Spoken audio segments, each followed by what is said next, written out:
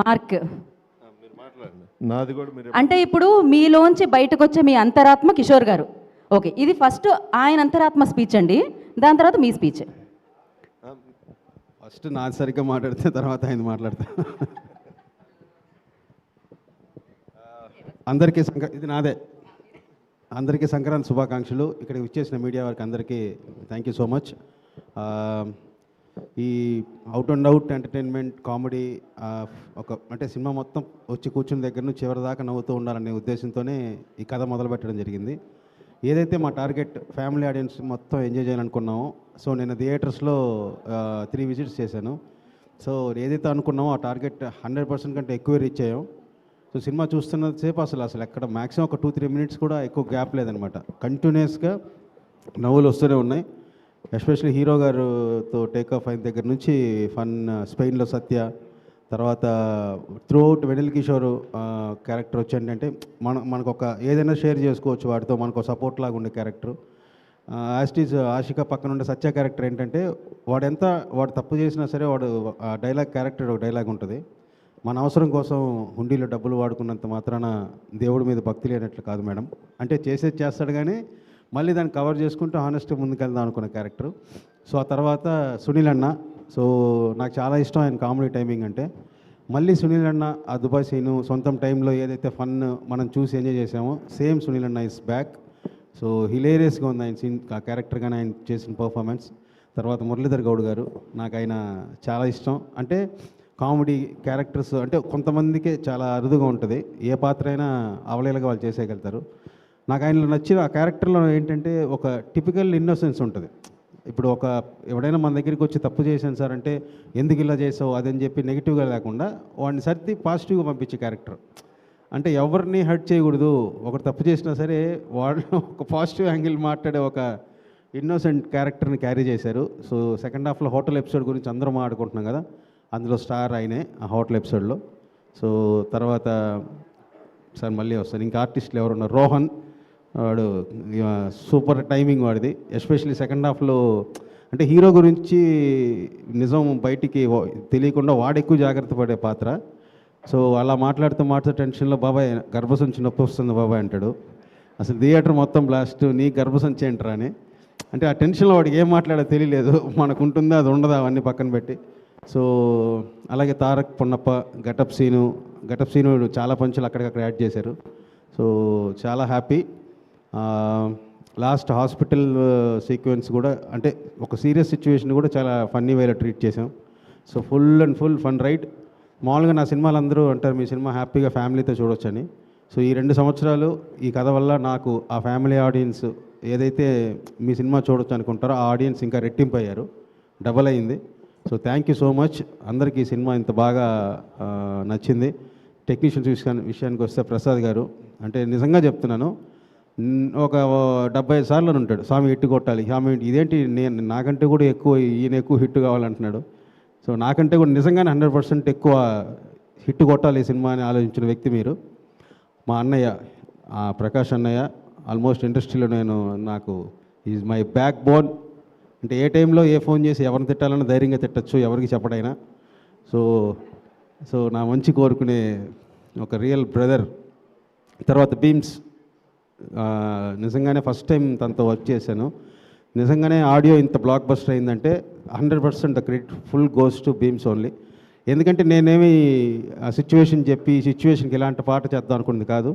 ఇందులో ఉన్న 3 పాటలు తను ఆల్రెడీ చేసి తన బ్యాంక్లో ఉన్న సాంగ్స్. సో ద క్రెడిట్ మొత్తం సిచ్యువేషన్ సెట్ అయింది కాబట్టి ఆ సాంగ్ తీసుకున్నాము. సో ఆ సాంగ్ కంపోజింగ్ కానీ లిరిక్స్ కేర్ తీసుకోవడం కానీ అంతా బీమ్సే. సో బ్యాక్గ్రౌండ్ స్కోర్ కూడా నెక్స్ట్ లెవెల్ ఇచ్చారు. So thank you so much Bheems, it's very happy working with you. తర్వాత మాస్టర్, నిన్న మన సీరియల్ డీజే సాంగ్ మామూలుగా లేదు, గుద్దుడు థియేటర్లో.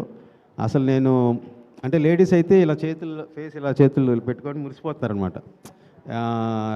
రవి గారు చేసిన ఆ కార్తీక దీపంకి పిన్నికి అయితే ఒక్కసారిగా బ్లాస్ట్ అయిపోయింది అసలు థియేటర్ అంతా. అసలు ఒక్కసారి అంటే ఫ్యామిలీ లేడీస్ మామూలుగా ఐటమ్ సాంగ్ అంటే మనం మగాళ్ళను మాస్ విజిలేస్తాం, ఇది family ladies item song.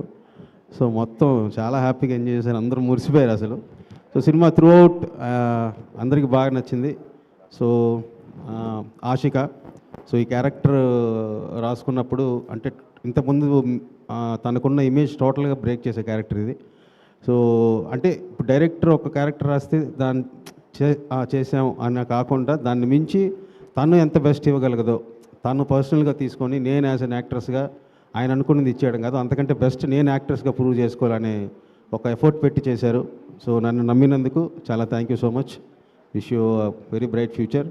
Dimple, so ఇప్పటిదాకా సేమ్ తనకున్న ఒక ఇమేజ్ బ్రేక్ చేస్తూ ఒక వైఫ్ క్యారెక్టర్ని చేయాలనగానే తను కూడా సార్ అసలు గ్లామర్ అలా ఏం లేకుండా నేను ప్యూర్గా మీకు ఎలాగైతే కావాలో అలా ట్రెడిషనల్గానే ట్రీట్ చేసి పర్ఫామ్ చేశారు. Very good. అండ్ పవన్, బాగుండింది అబ్బాయి మన ఇంటర్వ్యూ మొన్న, నువ్వు హైలైట్ అవుతున్నావు.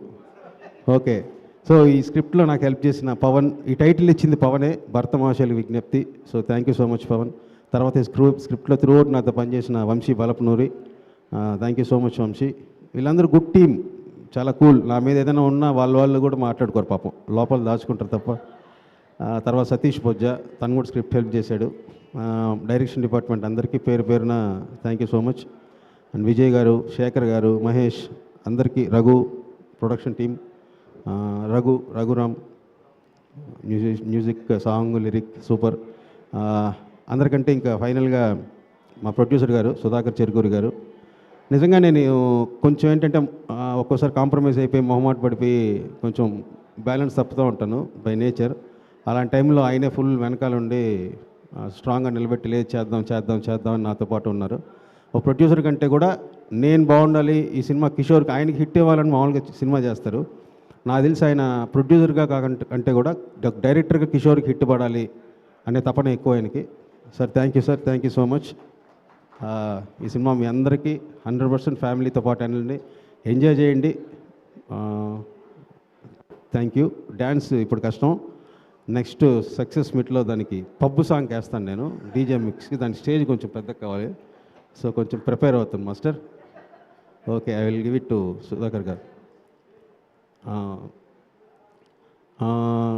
ఈ స్క్రిప్ట్ ఇలా ఫామ్ అవడానికి అసలు మెయిన్ ఫస్ట్ ఈ పుట్టుక కలగడానికి కారణం రవి గారు.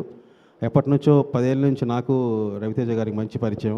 ఆయన, నేను ఒక చిన్న సినిమా సెకండ్ హ్యాండ్ అని చేసినప్పుడు ఆ సినిమా ట్రైలర్ చూసి ఫోన్ నెంబర్ తీసుకొని మరీ మాట్లాడారు. ఆయన దగ్గర ఉన్న బెస్ట్ క్వాలిటీ ఏంటంటే అవతల వాళ్ళు చిన్న పెద్ద అసలు ఏముండదు అనమాట. ఎవడ వర్క్ అయినా నచ్చిందంటే ఫోన్ నెంబర్ తీసుకొని మరీ వాడిని అప్రిషియేట్ చేసేదాకా ఆయన ఉండలేరు.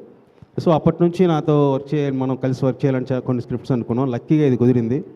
సో ఈరోజు మనం ఈ రామ్ సత్యనారాయణ క్యారెక్టర్ త్రూఅవుట్ ఇలా హిలేరియస్గా, ఎస్పెషల్లీ షాపింగ్ మాల్ సీక్వెన్స్ అయితే ఆయన నెక్స్ట్ లెవెల్ తీసుకెళ్లారనమాట. సో ఆయన సపోర్ట్ లేకపోతే ఈ స్క్రిప్ట్ ఇంత బాగా వచ్చేది కాదు. ఎవరి క్యారెక్టర్కి అంతంత స్క్రీన్ టైం రావడానికి కూడా ఆయనే ఎక్కువ ఎంకరేజ్ చేశారు. సో దీనికి అన్నిటికీ ఈరోజు ఇంత పెద్ద హిట్ అవ్వడానికి, ఇంత మంచి పేరు రావడానికి మెయిన్ రీజన్ రవితేజ గారు.